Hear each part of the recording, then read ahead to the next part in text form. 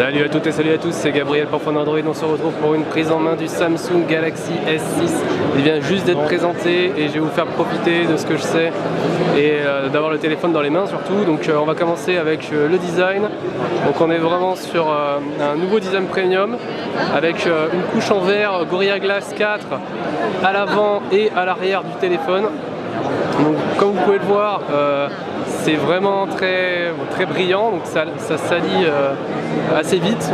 On voit pas mal les traces de doigts comme vous pouvez le voir ici. Mais après on est vraiment sur un look très premium avec un cadre en aluminium.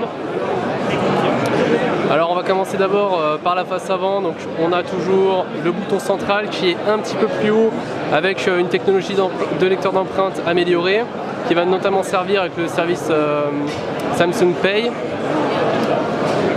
Toujours le bouton retour ici et le bouton multitâche. Au-dessus, on a une caméra frontale de 5 mégapixels avec une ouverture f1.9. Donc ça promet des très bonnes performances pour des selfies en basse luminosité. On a également les capteurs de proximité, voilà comme d'habitude. On est sur un écran 5 pouces avec une définition Quad HD de 2560 par 1440 pixels. Lorsque je retourne le téléphone, donc on retrouve toujours ce dos en verre Gorilla Glass 4 avec un capteur de 16 mégapixels avec une ouverture f1.9 comme à l'avant en fait. Donc là par contre on aura des photos de bien meilleure qualité. Le flash LED, le logo Samsung et rien d'autre. Donc très sobre. Et enfin le cadre, donc c'est un cadre en alu. Ici on a le bouton de mise sous tension, la trappe pour la carte SIM. Juste au-dessus, on a l'infrarouge et un micro pour la réduction du bruit actif. Sur le côté gauche, les deux touches de contrôle du volume. Et en dessous, la prise jack 3,5 mm, le port micro USB 2.0 et le haut-parleur. Et bien sûr, un micro pour les appels.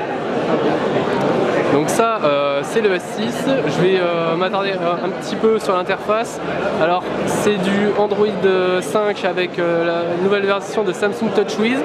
En apparence, il n'y a pas de grands changements, mais en fait, Samsung a cherché à simplifier pas mal son interface. Donc, on retrouve ça dans les contacts notamment.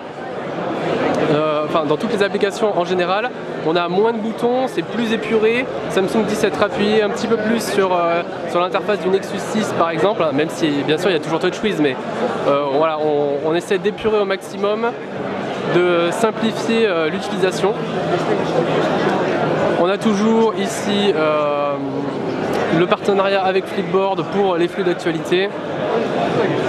Un appui long vous permet de changer le fond d'écran, d'ajouter les widgets et la présence de thèmes. Donc c'était déjà le cas sur la gamme Galaxy A par exemple, c'est aussi le cas ici. Donc il y a le thème par défaut, mais vous voyez, si je veux changer complètement le fond d'écran, les icônes, etc., il n'y a aucun problème pour faire ça. Alors vous voyez, ça change vraiment énormément.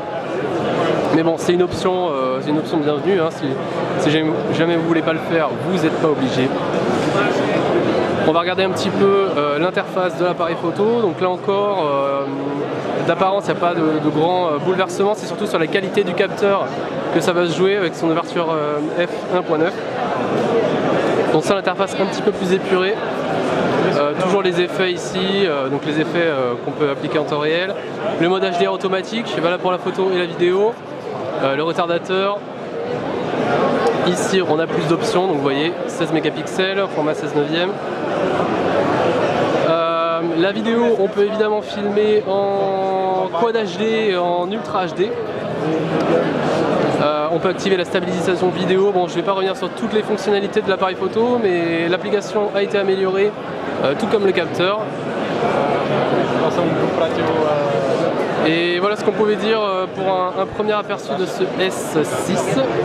Donc le plus gros changement, hein, c'est sans aucun doute le design, mais Samsung n'a pas oublié d'améliorer toutes les autres parties du téléphone. Il faut savoir que c'est un processeur Exynos 8 Coeurs qui est à l'intérieur, gravé en 14 nanomètres. Donc Samsung annonce des bonnes performances évidemment et une économie d'énergie accrue. Alors j'ai pas eu la confirmation de la capacité de la batterie, mais bon voilà, ça devrait aller avec le reste des specs, avec le processeur pour avoir une autonomie décente, du moins je l'espère, ça on verra quand on fera le test.